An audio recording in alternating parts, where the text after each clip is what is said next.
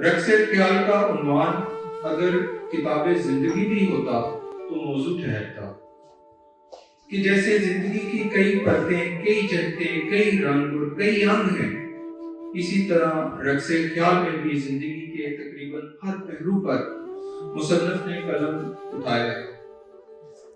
یہ کتاب مصنف جناب محسن کموکا صاحب کے مرشد خیال یعنی واصف صاحب کے فکر میں عمومی اور ان کے اسلوب سے مزین ہے۔ آپ کو کتاب میں مصنف کہیں عشق رسول میں ڈوبا نظر آئے گا، کہیں گنج بخش فیض عالم کے فیض کا متلاشی، کہیں حسین کی عظیم قربانی سے اعتدال کا سبق سیکھتا، کہیں اقبال کے فکر کی گتھیاں سلجھاتا، تو کہیں رومی کے سوز و ساز میں ڈوبا ملے گا۔ لہذا آپ کی شرکت ہمارے لیے باعث تقریب ہے۔ آج اس تقریب میں رقص خیال کو مل کر پڑھنا ہمارے لیے باعث سعادت و تقریب ہے۔ خیال ہی اصل حیات ہے، باقی سب مٹی ہے۔ درویش فرماتے ہیں جو جس کا خیال ہے وہی اس کا حال ہے۔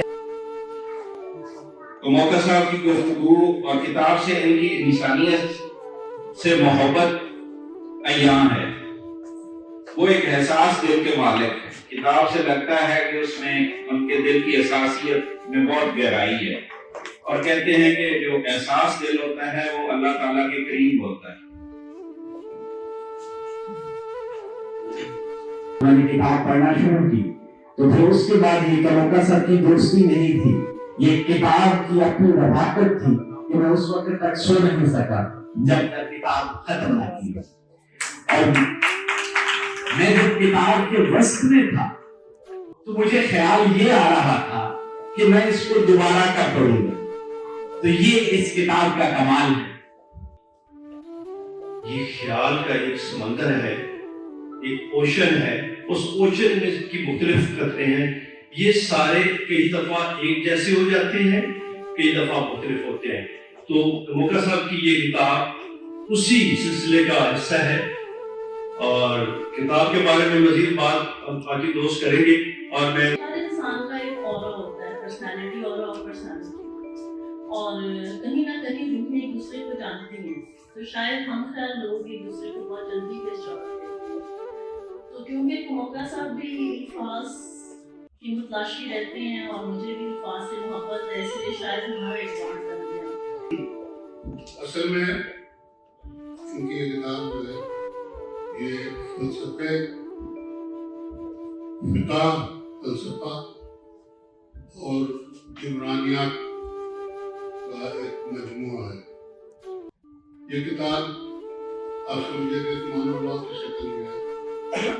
34 شذرات اس کتاب کے مشمولات میں شامل، اور اس میں انہوں نے بڑا ڈائیورس قسم کا نقشہ کھینچا ہے۔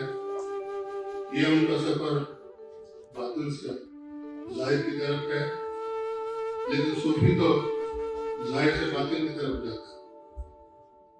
یہ ایک پیراڈاکس ہے، اور انہوں نے اس کتاب کے ذریعے اس پیراڈاکس کو ریزالو کرنے کی کوشش کی ہے۔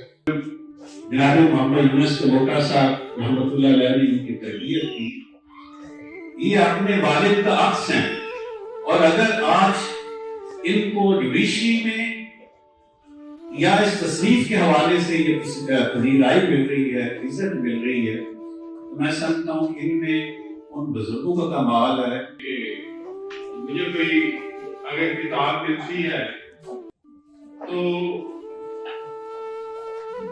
ہمت نہیں پڑتی شروع کرنے کی جب تک اس سے میں ایک دوستی کا رشتہ نہ بن جائے۔ میں سراہنے رکھ کے سوتا ہوں کتاب، اور بطور جج جناب محسن ان چند لوگوں میں شامل ہیں جنہیں سننے کے ساتھ ساتھ بولنے کا ہنر بھی آتا ہے، اور رقص خیال کے آ جانے کے بعد میں سمجھتا ہوں کہ محسن کو بہت اچھا بولنا ہی نہیں بلکہ بہت اچھا لکھنا بھی آتا ہے۔ اس کتاب کو میں نہیں پڑھ سکا کیونکہ اس کی ایک وجہ ہے یہ ہے ان کے تجربات کا نچوڑ. ایک ایک چیز کو انہوں نے پوری زندگی, جو یوں لگتا ہے کہ یہ ہمارے ساتھ بھی ایسی ہوا ہے اور ہمیں بھی ایسے کرنا چاہیے. اس میں نصیحتیں بھی ہیں, تصور بھی ہے.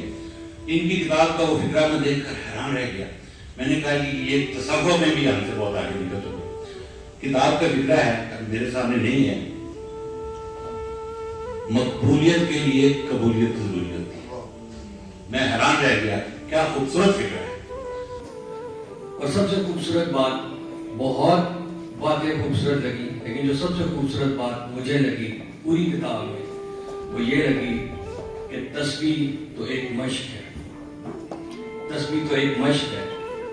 جب یاد مسلسل نہ ہو تو یہ مشق کرنی پڑتی ہے, اور جب یاد مستقل ہو جائے تو پھر یہ اضافی ہے. اس میں کوئی شک نہیں کہ تسبیح کا جو یہ فلسفہ اور اس کو جو جوڑا گیا ہے یاد کے ساتھ, یہ نہایت خوبصورتی سے. بہت عصر حاضر میں جہاں کتاب اور فلسفہ کا رشتہ قارئین سے کمزور پڑتا جا رہا ہے, وہاں کبوکا صاحب کی کتاب ہوا کا وہ تازہ جھونکا ہے جس نے نہ صرف عہد ماضی کے علم و ادبی کاوشوں کو دور حاضر کی جدید کے ساتھ منسلک کیا ہے, بلکہ روحانیت, فلسفہ اور علم کی دقیق ہراگیریوں میں گراں قدر اضافہ کر کے عام قارئین کے لیے آسان فہم کر دیا. یہ انہوں نے لکھا ہے, چھوڑ جانے والوں کی یاد میں ایک اداس تحریک. اس کا آخری پیرا میں پڑھنا چاہتا ہوں. یہ میلہ ہستی یوں ہی رواں دواں رہے گا جب ہم ہونے کے باوجود اس کی رونق میں کوئی اضافہ نہیں کر سکے تو ہمارے رخصت ہو جانے سے کیا کمی واقع ہو جائے. سو کبھی کبھی اپنی قبر پر بھی جایا کرو, اپنی فاتحہ بابا لوگ کو خود بھی پڑھ لیا کرو, کبھی کسی کا دل راضی کر کے, کبھی کسی یتیم کا آسرا بن کے, کبھی کسی کمزور کے ساتھ کندھا ملا کر, کبھی اپنے بھائی بہن کے دکھ بٹا کر, کبھی کسی ٹوٹے دل کا چراغ بن کر. مرشدی فرماتے ہیں قبر میں جو چراغ جلتے ہیں وہ اپنی زندگی میں ہی روشن کیے جاتے ہیں. آئیے ہم سب اپنی حیاتی میں ایک دوسرے کے لیے خیر, پیار, الرزقی, معاف کر دینے کی فاتحہ پڑھیں, مل کر بیٹھنے کی خیرات بانٹیں, اپنی لوہے مدار کو خود ہی چمکائیں. آئیے ہم سب جنہیں ایک دوسرے کا غم بننا ہے, ایک دوسرے کی کوئی خوشی دے کر رخصت ہوں, چاہے وہ ہر چیز خوشی کے پور کرانے والے مسکراہٹ. لیکن اس میں بڑے اچھے خیالات ہیں. کتاب کا تھوڑا سا اگر سرسری کا جائزہ لیا جائے, اس نے کوشش کی کہ اپنی کتاب میں حمد و ثنا کے علاوہ حضور صلی اللہ علیہ وسلم کی شان میں کچھ اپنے تاثرات لکھے, اہل بیت کی شان میں لکھے, پھر جو رقص خیال کے مختلف موضوعات ہیں ان پر اس نے اظہار کیا. تو یقیناً ایک اچھی کاوش ہے اس کی. ہماری یہ دعا ہے کہ اللہ پاک اس کے قلم میں اور اضافہ فرمائے اور طاقت دے. اور ہر نیک عمل کی بنیاد بھی ہے. محسن کبوکا صاحب نے رقص خیال کے نام سے کتاب لکھ کر خیال کی اس توانائی اور خیال کی اسی قوت کو اپنے قارئین تک پہنچایا ہے. رقص خیال کو پڑھ کے یہ معلوم ہوتا ہے کہ ہم حضرت واصف علی واصف کے سلسلہ خیال کی روشنی سے مستفید ہو رہے ہیں.